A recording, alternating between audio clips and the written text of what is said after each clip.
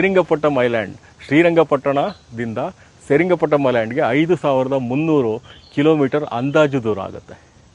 ಹೇಗಿದೆ ನೋಡಿ, ಕನ್ನಡ ನಾಡಿನ ಮಂಡ್ಯ ಜಿಲ್ಲೆಯ ಶ್ರೀರಂಗಪಟ್ಟಣ ತಾಲೂಕಿನ ಒಂದು ಪುಟ್ಟ ದ್ವೀಪ. ಹೆಸರನ್ನು ಇನ್ನೊಂದು ಆಸ್ಟ್ರೇಲಿಯಾ ಸಮೀಪದ ವೆಸ್ಟರ್ನ್ ಆಸ್ಟ್ರೇಲಿಯಾ ಸಮೀಪದ ಒಂದು ದ್ವೀಪದಲ್ಲಿ ಶ್ರೀರಂಗಪಟ್ಟಣ ಐಲ್ಯಾಂಡ್ ಆಗಿ ಮೆರೀತಾ ಇದೆ. ನಮಸ್ಕಾರ ಸ್ನೇಹಿತರೆ, ಇವತ್ತು ನಾವು ಒಂದು ಇತಿಹಾಸದ ಒಂದು ವಿಚಿತ್ರ ಹಾಗೂ ವಿಸ್ಮಯದ ವಿಚಾರವನ್ನು ನಿಮ್ಮ ಜೊತೆ ಹಂಚಿಕೊಳ್ಳೋದಕ್ಕೆ ಇಷ್ಟಪಡ್ತಾ ಇದ್ದೀನಿ. ಏನಂತ ಹೇಳಿದ್ರೆ, ಮಂಡ್ಯ ಜಿಲ್ಲೆಯ ಶ್ರೀರಂಗಪಟ್ಟಣ ನಿಮಗೆಲ್ಲ ಗೊತ್ತಿರೋಂಥ ವಿಷಯ. ಆ ಶ್ರೀರಂಗಪಟ್ಟಣದ ಇತಿಹಾಸನೂ ಸಹಿತ ಶತಮಾನಗಳಿಂದ ನೀವೆಲ್ಲ ಗೊತ್ತಿದೆ. ಟಿಪ್ಪು ಸುಲ್ತಾನ್ ಅಂತಿಮ ಯುದ್ಧದಲ್ಲಿ ಮಡಿದ ಅನ್ನೋ ವಿಚಾರ ಸಹಿತ ನಿಮ್ಗೆ ಗೊತ್ತಿದೆ. 1799 ಮೇ 4 ಅವನ ಅವಸಾನ ಆಗುತ್ತೆ. ಬ್ರಿಟಿಷರು ಶ್ರೀರಂಗಪಟ್ಟಣನ ವಶಪಡಿಸ್ಕೊಳ್ತಾರೆ. ಆ ವಶಪಡಿಸ್ಕೊಂಡ ನಂತರ ಯುದ್ಧದಲ್ಲಿ ಬ್ರಿಟಿಷರ ಪರವಾಗಿ ಭಾಗವಹಿಸಿದಂಥ ಹಲವಾರು ಅಧಿಕಾರಿಗಳಿಗೆ ವಾರ್ ಕಾಂಪನ್ಸೇಷನ್ ಅಂತ ಕೊಡ್ತಾರೆ. ಅಂದರೆ ಯುದ್ಧ ಮಾಡಿದ ಬಗ್ಗೆ ಸಂಭಾವನೆ ರೂಪದಲ್ಲಿ, ಅದನ್ನ ಪೌಂಡ್ ರೂಪದಲ್ಲಿ, ಚಿನ್ನದ ರೂಪದಲ್ಲಿ, ಹಣದ ರೂಪದಲ್ಲಿ ಸಂದಾಯ ಮಾಡ್ತಾರೆ.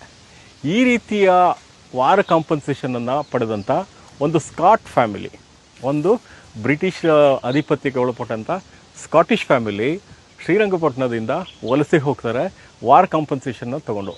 ಅವರಿಗೆ ಹತ್ತಿರ 1000 ಪೌಂಡಷ್ಟು ಆ ವಾರ್ ಕಾಂಪನ್ಸೇಷನ್ ಸಿಕ್ಕಿರುತ್ತೆ. ಅದನ್ನು ತೊಗೊಂಡವರು ಮದ್ರಾಸ್ ಮೂಲಕ ಆಸ್ಟ್ರೇಲಿಯಾ ಸಮೀಪಕ್ಕೆ ಹೋಗ್ತಾರೆ. ಅಂದರೆ ಈಗಿನ ಥರ ಅವಾಗ ವೀಸಾ ಆಗಲಿ ಪಾಸ್ಪೋರ್ಟ್ ಆಗಲಿ ಅವಶ್ಯಕತೆ ಇರಲಿಲ್ಲ. ಅವರು ಸಮುದ್ರದ ಯಾನದ ಮೂಲಕ ಮದ್ರಾಸ್ ಮೂಲಕ ಆಸ್ಟ್ರೇಲಿಯಾ ಸಮೀಪಕ್ಕೆ ತೆರಳ್ತಾರೆ. ಈಗಿನ ವೆಸ್ಟರ್ನ್ ಆಸ್ಟ್ರೇಲಿಯಾದ ನ್ಯೂ ಸೌತ್ ವೇಲ್ಸ್ ಹತ್ತಿರ ಸಿಗುವಂಥ ಆ ಮಧ್ಯಭಾಗದಲ್ಲಿ, ಸಮುದ್ರದ ಮಧ್ಯಭಾಗದಲ್ಲಿ ಬರುವಂಥ ಒಂದು ಪ್ರದೇಶದಲ್ಲಿ 3 ದ್ವೀಪಗಳನ್ನ, ಹವಳದ ದ್ವೀಪಗಳನ್ನ ಖರೀದಿ ಮಾಡ್ತಾರೆ. ಖರೀದಿ ಮಾಡಿ ಅದಕ್ಕೆ ಒಂದು ದ್ವೀಪಕ್ಕೆ ಶ್ರೀರಂಗಪಟ್ಟಣ ಅಂತ ಹೆಸರಿಡ್ತಾರೆ, ಇನ್ನೊಂದು ಸ್ಕಾಟ್ ರೀಫ್ಸ್ ಅಂತ ಕರೀತಾರೆ. ಸೊ ಈ ರೀತಿಯ 3 ದ್ವೀಪಗಳ ಸಮುಚ್ಚಯದಲ್ಲಿ ಒಂದು ದ್ವೀಪಕ್ಕೆ ಶ್ರೀರಂಗಪಟ್ಟಣ ಅಂತ ಹೆಸರಿಟ್ಟು. ಯಾತಕ್ಕೆ ಶ್ರೀರಂಗಪಟ್ಟಣ ಅಂತ ಹೆಸರಿಟ್ಟರು?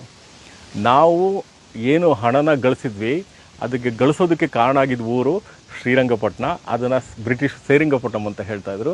ಆ ಶ್ರೀರಂಗಪಟ್ಟಣ ಯಾವ ಊರಿನಲ್ಲಿ ನಾವು ಹಣ ಗಳಿಸಿದ್ವಿ, ಆ ಊರಿನ ಕೃತಜ್ಞತೆಯಿಂದ ಸ್ಮರಿಸ್ಕೊಳ್ಳೋದಕ್ಕೋಸ್ಕರ ಆಸ್ಟ್ರೇಲಿಯಾ ಸಮೀಪದ ಒಂದು ದ್ವೀಪಕ್ಕೆ ಶ್ರೀರಂಗಪಟ್ಟಣ ಕೋರಲ್ ಐಲ್ಯಾಂಡ್ ಅಂತ ಹೆಸರಿಟ್ರು. ಇಂದಿಗೂ ಸಹಿತ new south Wales western Australia ಇದಕ್ಕೆ ಸೇರ್ಕೊಳ್ಳುತ್ತದು. ನೀವು ಹೋಗಿ ನೋಡಿದರೆ, ಗೂಗಲ್ ಅರ್ಥನ ಸರ್ಚ್ ಮಾಡಿದರೆ ನಿಮಗೆ ಶ್ರೀರಂಗಪಟ್ಟಣ ಐಲ್ಯಾಂಡು ಸಿಗುತ್ತೆ. ಅದು ಹವಳದ ದ್ವೀಪ ಆಗಿದೆ. ಇವತ್ತು ಪ್ರವಾಸೋದ್ಯಮದ, ಆಸ್ಟ್ರೇಲಿಯಾ ಪ್ರವಾಸೋದ್ಯಮದಲ್ಲಿ ಒಂದು ಪ್ರಮುಖವಾದ ದ್ವೀಪ ಶ್ರೀರಂಗಪಟ್ಟಣ ಐಲ್ಯಾಂಡ್ ಅಂತ ಇದೆ. ನ್ಯಾಷನಲ್ ಜಿಯೋಗ್ರಫಿನವರು ಜೊತೆಗೆ BBC ಅರ್ತ್ ಅವರು ಸುಮಾರು ಜನ ವೈಜ್ಞಾನಿಕ ಅನ್ವೇಷಣೆಗಳನ್ನ, ಜೊತೆಗೆ ಗ್ರೀನ್ ಪೀಸ್ ಸಂಸ್ಥೆಯವರು ಸಹಿತ ಆ ಹವಳದ ದ್ವೀಪದಲ್ಲಿ ವಿವಿಧ ಬಗೆಯ ಮೀನುಗಳ ಬಗ್ಗೆ, ಅಲ್ಲಿ ದೊರೆಯುವಂಥ ಹವಳಗಳ ಬಗ್ಗೆ, ಅಲ್ಲಿನ ಹಲವಾರು ಪ್ರಕೃತಿಯ ವಿಸ್ಮಯದ ಬಗ್ಗೆ ಸಂಶೋಧನೆಗಳನ್ನ ಆ ದ್ವೀಪದಲ್ಲಿ ನಡೆಸಿದ್ದಾರೆ. ಇಂದಿಗೂ ಸಹಿತ ಆಸ್ಟ್ರೇಲಿಯಾದಲ್ಲಿ ಈ ಒಂದು ದ್ವೀಪಕ್ಕೆ ಪ್ರವಾಸೋದ್ಯಮ ಸ್ಥಳ ಅಂತ ಹೇಳಿ ಗುರುತಿಸಲಾಗಿದೆ. ಈ ಒಂದು ಶ್ರೀರಂಗಪಟ್ಟಣ ಐಲ್ಯಾಂಡ್ ಶ್ರೀರಂಗಪಟ್ಟಣದಿಂದ ಶ್ರೀರಂಗಪಟ್ಟಣ ಐಲ್ಯಾಂಡ್ಗೆ 5300 ಕಿಲೋಮೀಟರ್ ಅಂದಾಜು ದೂರ ಆಗುತ್ತೆ. ಹೇಗಿದೆ ನೋಡಿ, ಕನ್ನಡ ನಾಡಿನ ಮಂಡ್ಯ ಜಿಲ್ಲೆಯ ಶ್ರೀರಂಗಪಟ್ಟಣ ತಾಲೂಕಿನ ಒಂದು ಪುಟ್ಟ ದ್ವೀಪ. ಹೆಸರನ್ನು ಇನ್ನೊಂದು ಆಸ್ಟ್ರೇಲಿಯಾ ಸಮೀಪದ ವೆಸ್ಟರ್ನ್ ಆಸ್ಟ್ರೇಲಿಯಾ ಸಮೀಪದ ಒಂದು ದ್ವೀಪದಲ್ಲಿ ಶ್ರೀರಂಗಪಟ್ಟಣ ಐಲ್ಯಾಂಡ್ ಆಗಿ ಮೆರೀತಾ ಇದೆ. ಎಷ್ಟು ಕನ್ನಡ ನಾಡಿದ ಒಂದು ಊರಿನ ಹೆಸರು ಇನ್ಯಾವುದೋ ಒಂದು ಖಂಡದ ಸಮೀಪ ಒಂದು ದ್ವೀಪದ ಹೆಸರಾಗಿ ಮೆರೀತಾ ಇರೋದು ನಮ್ಮೆಲ್ಲ ಕನ್ನಡಿಗರಿಗೆ ಹಿರಿಮೆ ಅಲ್ವಾ? ಇದು ಇತಿಹಾಸದ ವಿಸ್ಮಯ, ನಾವು ತಿಳಿಯಬೇಕಾದಂಥ ವಿಸ್ಮಯ ಎಂದು ಹೇಳಿ ನನ್ನ ಮಾತು ಮುಗಿಸ್ತೀನಿ. ನಮಸ್ಕಾರ.